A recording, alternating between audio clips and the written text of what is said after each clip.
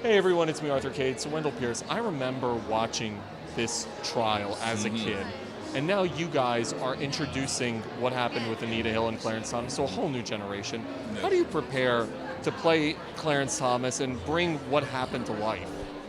Well, I studied the confirmation tapes because there were hours and hours and days of testimony. I watched his speeches to law schools, and one in particular was very helpful, Wake Forest. And I studied his autobiography. I wrote a memoir myself recently with Rod Dreher, who's a conservative writer. We're polar opposites, and he said, you wrote a conservative book, and it reminds me of Clarence Thomas's book.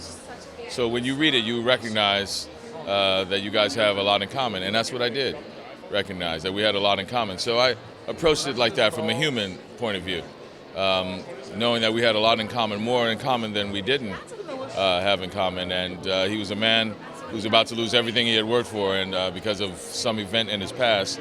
So I looked at it from that personal angle instead of a political one.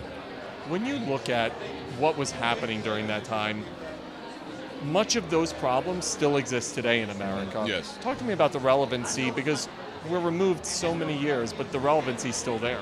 Well, that's the thing that I love about the film. You want to keep the awareness up because, the relevance is there because we have to be vigilant. It's not something that goes away. You don't resolve issues of gender inequality and racism and sexual harassment. It's an ugly part of human nature. So, you declare what your values are. You do the things necessary to act on them. And this trial, basically, is what it was. This confirmation hearing was really the time where we had public discourse where we said, from this point forward, we will not accept this sort of thing happening in our workplace. And so now, because of that, we have more HR departments who are keenly aware of how to approach sexual harassment on the job. More people making complaints to EEOC to make sure that they get some redress to their issues. And more importantly, we have a heightened awareness. And so films like this are to lift that veil off our eyes and remember that we have to be vigilant. That's the role of what films like this and other pieces of art are supposed to do. Make the community as a whole be aware of what's important to us and be vigilant about making sure that those things that we do not tolerate stop happening. When you look at Clarence Thomas and what he's gone on to achieve, and obviously being a Supreme Court justice, what do you think he would think of this movie? Well, I hope that he thinks I did a fair job. I hope he recognizes that I tried to show he was motivated by his love of family, his faith, and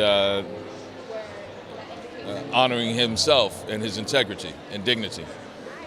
He gave a very clear window into what he was thinking in the confirmation hearing when he said, I deny each of these allegations, but if I did do something to Anita Hill or any other woman that they thought was offensive, I'm very sorry. So that was a man who's in self-reflection, who could accept maybe there was a possibility that he wasn't aware of, that something happened that wasn't pleasant, and he apologized for that. And so that gave me a key to what he was thinking at the time.